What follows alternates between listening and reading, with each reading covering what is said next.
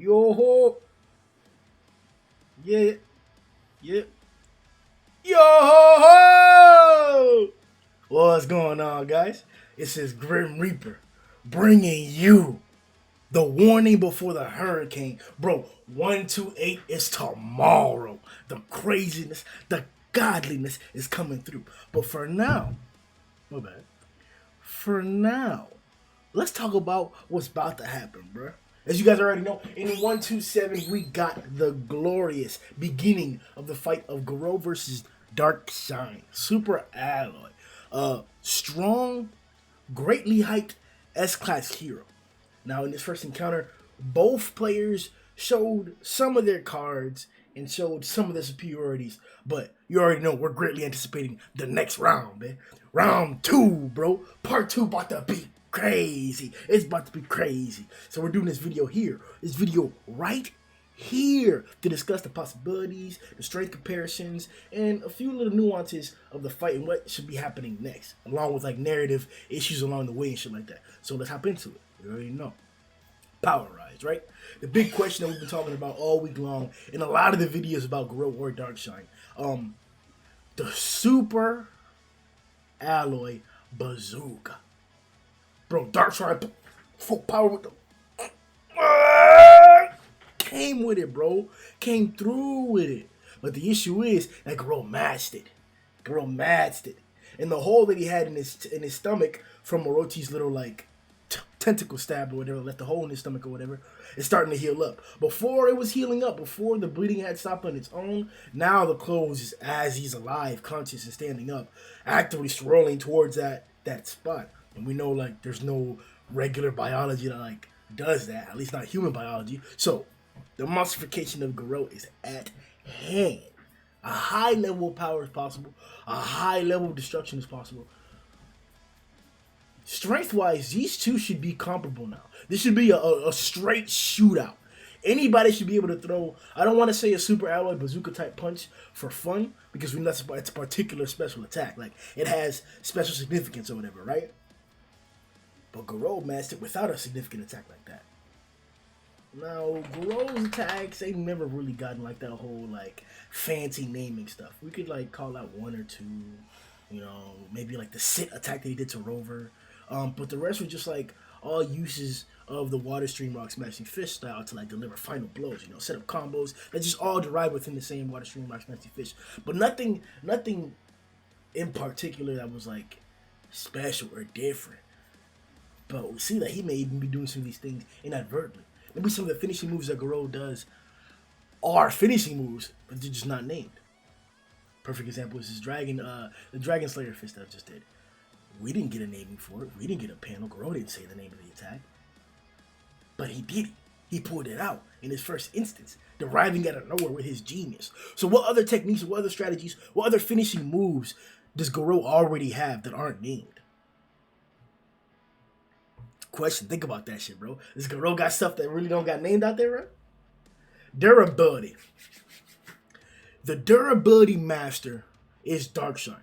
This is the guy that, like, out of all the S-Class heroes, besides King, he's really known as, like, the tank. Maybe we could talk about Pig God with the information that we got in the previous chapter. But in terms of tank, durability, like, receiving attacks and not being flinched by it, it's Darkshine. The ideal. The picture in the dictionary. Oh, boy. On the other hand, he hasn't done anything. This is his first true battle appearance up against an enemy that can like supposedly challenge him, supposedly damage him. And in reminiscing, he mentions that Bang in a non-fatal, non-serious encounter also didn't manage to damage him. He just continued to like outmaneuver him, throw him down, slam him down. Just he couldn't land a hit. Kept getting deflected. Now, this is also the case for Garou so far. This is also the case in terms of Garou's achievements so far. Though he has matched him in physical strength now. We have seen that. His ferocity seems to be even crazier. But Darkshine's durability doesn't match up with Garou's durability. And maybe we can confuse or interchange the words durability and endurance. Endurance being more so like the amount of something that you can like withstand, while I'm seeing durability as like how much you're able to like take head on without receiving damage, without being detrimental. So if I throw a grape at you, right, bang, you durable as hell if that grape don't break you. But if I throw a grape at you and you fucking fall apart like some sticks, like a structure of sticks, the durability of that structure of sticks isn't very high. So that's why I'm seeing it. Well, in comparison, if I were to throw like several grapes at it and that structure of sticks will hold up, pretty durable structure of sticks, yeah. But if I throw bullets at that, person, just bang, but with a gun, see the differences? So, Rover, Orochi, Saitama, bang, bomb, Genos, Watchdog. Who else? Who hasn't beat on Garou? Niggas have beat on Garou.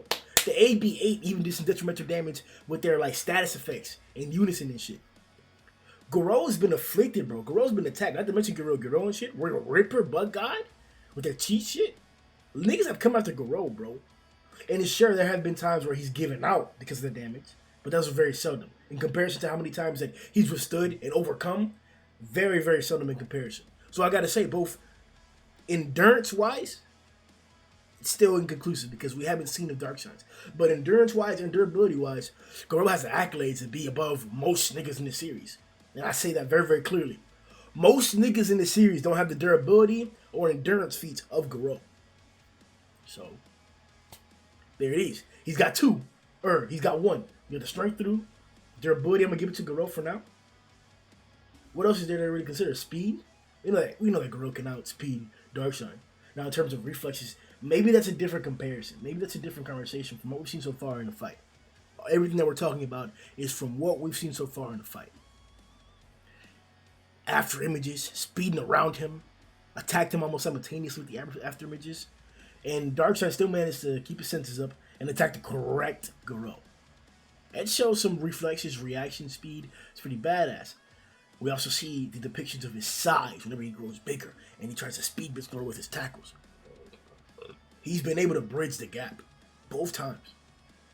Now, the significant time that we're talking about, it was whenever he got big, bulked up, his traps came up way behind his head. It seemed like he was just growing muscles out of muscles. It was disgusting, nasty.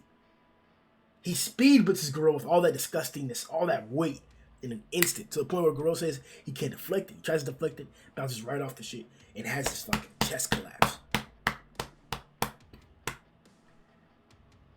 Sure, Garou landed his deflection. It just didn't work. So technically, no. Garou was indeed able to react to Darkshine's speed blitz. He did react to him. So no, he didn't overwhelm him in speed like that. But it was just the overwhelming force with it. He miscalculated the appropriate action. Instead of dodging and avoiding like he's done so many times with Rover and Orochi, he chose to try and deflect it because he got cocky from before. He's not going to play a factor into the situation. Obviously, ideology has played a factor into this entire fight. The cockiness to Garou doesn't usually play that much of a factor, besides like in a tank top fight. Remember, right? He said he didn't want to use the technique, and then he started talking shit. He got beat up a little bit, and then he turned it back on. Used the water stream, took care of tank top. So we know that ego can get in the way. How much, though? How much? So here's my prediction of the rest of the fight. I think Garou's going to win this solely because of his endurance. That's the biggest difference that I see here. I think Darkshine should still be able to produce more destructiveness than Garou can because of the tackle that he did, the little shoulder-leading tackle that he did previously before. It actually hit Garou in the chest and break his ribcage. But with that same thought, Garou matching the super alloy bazooka does say something about his, like we said before, his normal punches, his normal attacking strength, Obviously, if he's going full power with a normal punch, it could be constructive. If he names it, it could be even crazier. And like we mentioned in the video, Garou doesn't name most of his attacks. So some basic-ass punch could be one of his strongest punches, as he did with Garou. As he did with up against Rover. And he told him to sit. And we've dubbed that attack sit, but that wasn't necessarily the name or a box that we got for that attack. If Garou can continue to tank these attacks, his rib cage fell apart, cracked, and he overcame immediately continued to push through. Even did the Dragon Slayer fist on him with the broken rib cage. This man's ability to endure great damage and continue fighting is going to be pivotal in this situation. And the fact that he can now deal damage equivalent to, if not greater than, or if not a little bit less than, I think it's a little bit less than, what Darkshine can produce on a large scale, or on like on an official declared scale, then we're talking about a dangerous fighter here, bro. With the skills of the water stream, the strength of a close to Darkshine, the endurance of a fucking nigga, it can only be called a Garou. This is a Garou type endurance, but Garou has Garou type endurance. That shit crazy, bro. This nigga sitting there just beat, cannon to the face, cannon to the face. Hey, bro, let's keep it going, bro. Get a hole in his stomach, keep it going, bro. He's too much. One of the biggest things that's been emphasized about Darkshine so far. And I'm wondering if one is going to be creative enough to use this as like a story plot to flip it up against him. As the reason why he loses. I don't even know if I could hurt myself, quote unquote. I haven't met anybody strong enough to hurt me, quote unquote. Is this finally a challenge that could hurt me, that could damage me, quote unquote? These are things that Darkshine has said in previous chapters, that the lack of experience to harm, to extreme adversity, and that may be the biggest thing that holds Darkshine back, that brings Darkshine down, and that's my prediction. The fact that he hasn't had experience when he's fucking losing, when he's getting beat, when he's of low health, and getting through there, on screen, gives me hope to say that Garou should be able to overcome that type of situation, or that type of fighter. A guy that he's going to get mentally just flustered or out of it whenever that turns out to be the case. So, like I'm saying, in this prediction is going to be 100% concrete because I don't know the outside characteristics of Darkshine. This is just the first appearance that we have for a full fight. And the previous appearances have just been like, I don't want to say side appearances, but they've been like Easter eggs or like introductory portions to get us to gain interest in that character for his future big on-screen debut. You know, those things have led us to see that. So like I said before, it's not like Darkshine hasn't had battle experience. It's not like Darkshine probably hasn't gotten injured before. But from his vocabulary and his diction and his dialogue, the nigga hasn't gotten bust before. And if Garou gets a busting, yeah. At the same time, to debunk that ideal, he did seem very enthusiastic when Garou did flip him. He also was very surprised though. So it's, once again, it's back and forth. I think that holds a lot of weight though. The fact that he hasn't experienced an ass whooping may be why he gets his ass whooped. Besides that, my nigga Garou. This is not a prediction. This is just my own desire. I need Garou to come out with some like rover type cannons, man. I need Garou to get some rover type cannons like Vaccine did. Bro, I'm gonna need that integration, bro. He fought Rover, he fought Orochi, both fire cannons, fire blasters, fire niggas, bombs. We need it. Garou need it. Come on, learn the skill. You can do it, puppy. You can do it. Let's go. Come on. That's my prediction for 128. We might get some flashy and Saitama stuff in there, sprinkled in there. Ew. We may get some child fighting, even natural water in there, because that's like the longest of the continuing fights that were continued. Like Gums is like still held off hiatus. Amai hiatus, Atomic hiatus. Those are all hiatuses. Putty's here. All those three hiatuses or whatever. But Child is like it's a hiatus still, but it's like a continuing hiatus. We're seeing more of it than the other ones. So it's probably a little bit more of this that sprinkled in there. Besides that, 128, I'm ready to see what it really is about. We're not to not finna disappoint. We better get a part 2, and if we don't,